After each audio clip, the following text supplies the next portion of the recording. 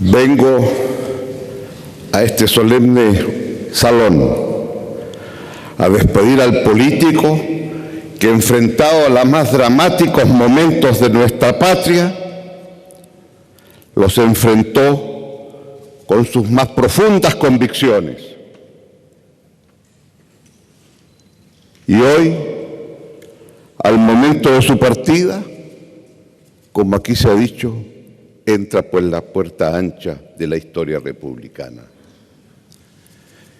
Y también vengo a despedir al profesor de enseñanza media en el Instituto Nacional allá en el año 54, como alumno. Y vengo a despedir al jurista, al maestro de la Escuela de Derecho, y vengo también a despedir al colega de la Facultad de Derecho con quienes compartimos, a veces en posiciones contrapuestas, los avatares de la reforma universitaria de 1968. Vengo a despedir a quien en aquellos años era un fiel exponente del servidor público que desde la educación le devolvía a Chile lo que éste le había dado. Vengo a despedir a quien enfrentó como un actor principal al Chile que se encaminaba con la creciente polarización porque atravesaba la sociedad chilena. Nos acercábamos todos a una gran tragedia griega que empujaba a todos sus hijos. Fue el golpe del 1973, el fracaso de los demócratas.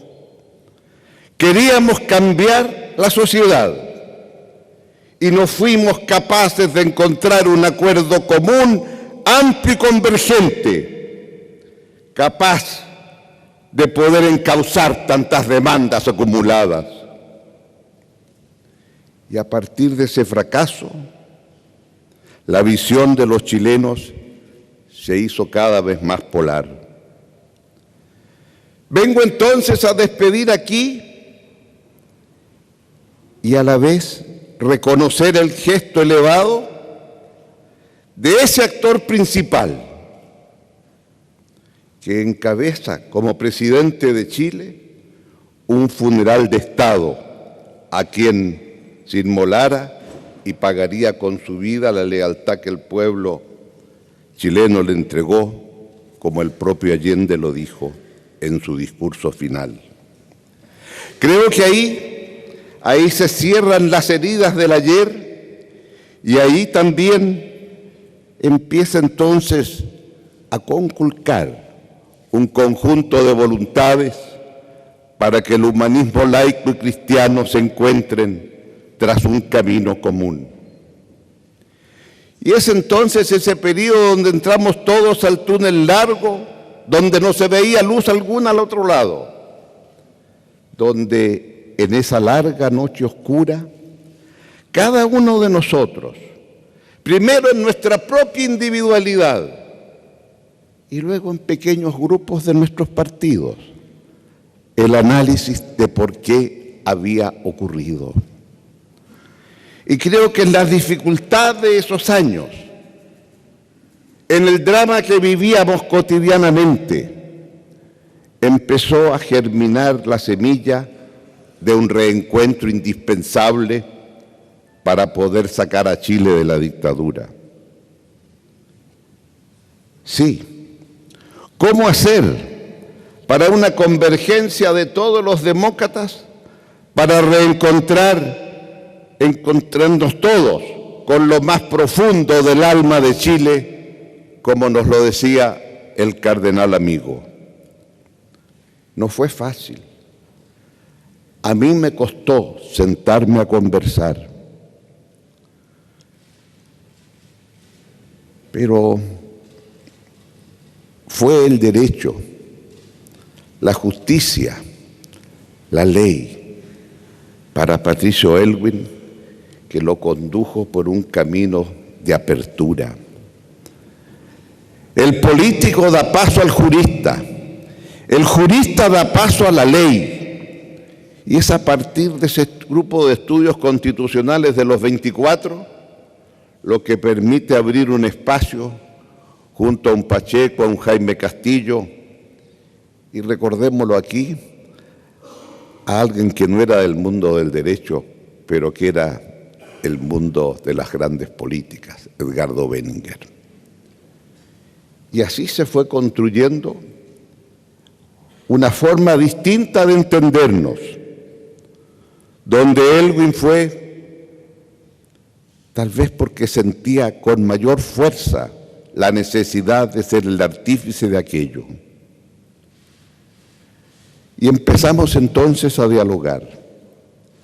Estábamos aprendiendo así que la política con mayúscula, en último término, es el arte de lo posible.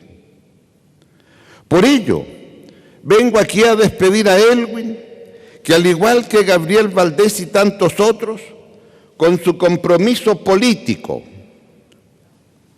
profundo, ayudaron a pavimentar el difícil camino de la unidad de los demócratas. Gracias, presidente, por su esfuerzo y comprensión en la unidad de la diversidad que éramos cada uno de nosotros. Por eso digo, vengo a despedir aquí al jurista y al político, que desde los 24 y después, como se ha recordado, el vicepresidente de la Alianza Democrática y junto a Valdés fue la primera gran coalición para enfrentar la dictadura hasta la victoria del no. Vengo a despedir a ese vicepresidente del Colegio de Abogados, que en 1986, estando preso, fue el primero en ir a interceder por mi libertad. Vengo a despedir a Patricio Elwin para agradecer ese abrazo grande que nos dimos cuando le proclamó al mundo el triunfo del no. El no, en donde él como primos interpares fue capaz de convocar, interpretar a ese grupo heterogéneo de partidos, pero en donde con ese moto de él, duro en la fuerza y en las ideas, suave en las formas, fue capaz de ir conduciendo esa alianza hasta convertirla, después del triunfo del no, en el entendimiento básico para generar las condiciones de gobierno futuro. Es allí entonces donde teníamos al país democrático en el horizonte. Comenzaba la construcción democrática. Y ahí entonces yo diría aquí, y quisiera recordarlo, Patricio Elwin, fungido presidente sin traumas. Resultó natural que cuando su partido lo proclamara, el resto entendiéramos que era el hombre a quien le había llegado su tiempo de encuentro con la historia. Ese primos interpares devenía en presidente. Y allí entonces, de nuevo, en nuestro abogado afloró sus principios, su forma de mandar, la dignidad republicana de ejercer el cargo, y para enfrentarse a aquel que de dictador pasaba a comandante en jefe. Qué difícil transición. Asisto para el amigo que convirtió la táctica para llegar a la moneda en una estrategia de largo alcance para cimentar lo que serían los futuros gobiernos de la Concertación. Digámoslo francamente, nunca pensamos continuar más allá de los 4 años de Elwin. Implícito estaba que después cada uno de nosotros volvía a su respectivo rincón a reiniciar la lucha. Es que aprendimos en esos consejos de gabinete del presidente Elwin con horchata para que hubiera tradición republicana, como le gustaba decir, que en esos consejos de gabinete la construcción del Chile del mañana era mucho más compleja y difícil y requería mucha más unidad y convergencia que el haber triunfado en el no a la dictadura. Y ninguno de nuestros partidos dijo, nos quedamos en la coalición. Era la mano invisible de Elwin que hizo que no hubo necesidad de cónclave. La continuidad de la concertación estaba asegurada. Esa era la forma de Elwin de ordenar y mandar. Es allí donde vimos empezar a nacer a ese estadista que estuvo a la altura de la demanda de la historia. Y ese liderazgo es el liderazgo de la prudencia y de la dignidad. Es el liderazgo de la democracia que tiene que ser eficiente e inclusiva para crear la riqueza que permita incluir a los excluidos.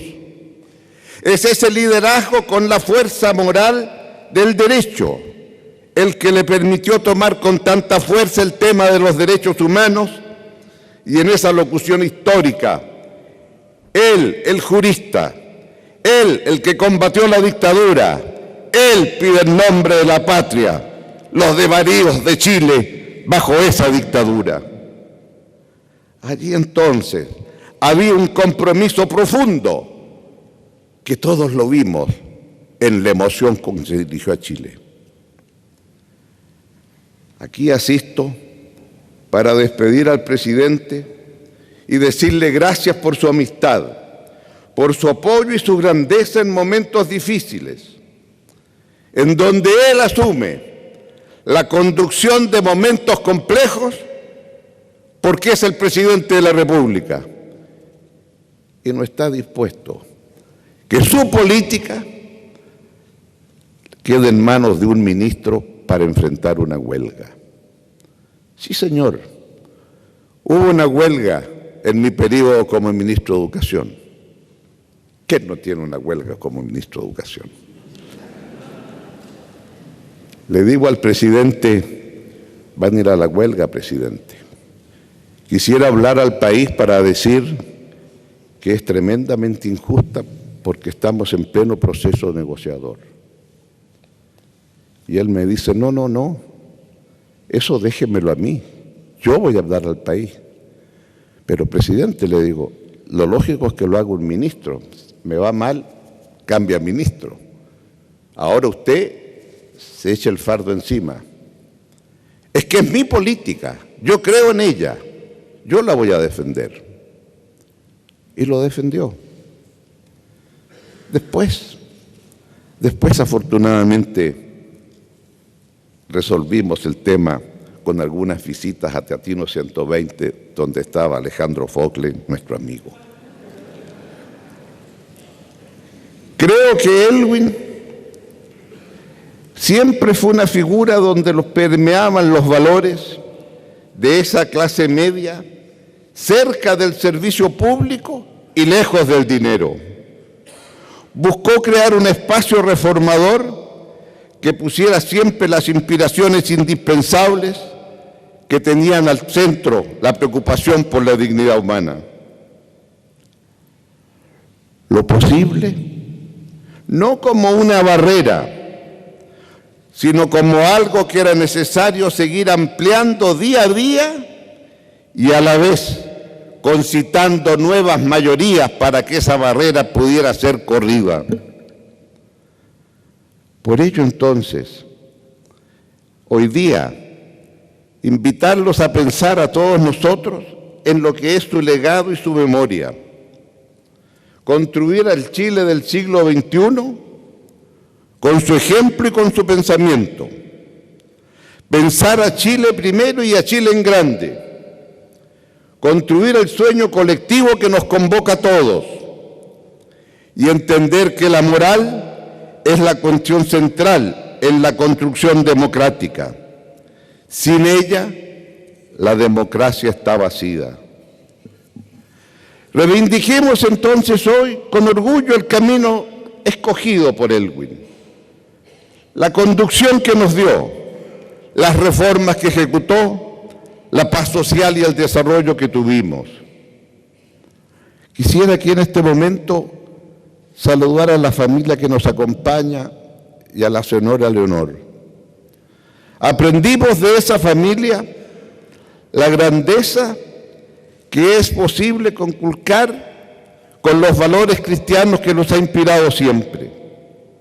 Pero también aprendimos de esa familia que esos valores cristianos permiten, precisamente porque son cristianos, acoger la diversidad de los que no tenemos esa creencia.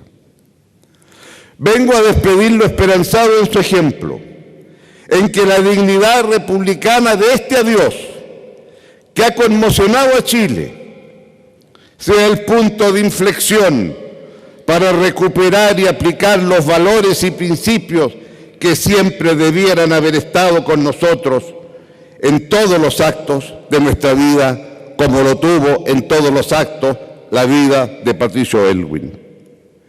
Que su ejemplo nos ilumine. Gracias por su verbo y por su acción. Ahora, descanse en paz. Ojalá nosotros podamos seguir tus enseñanzas y tu palabra.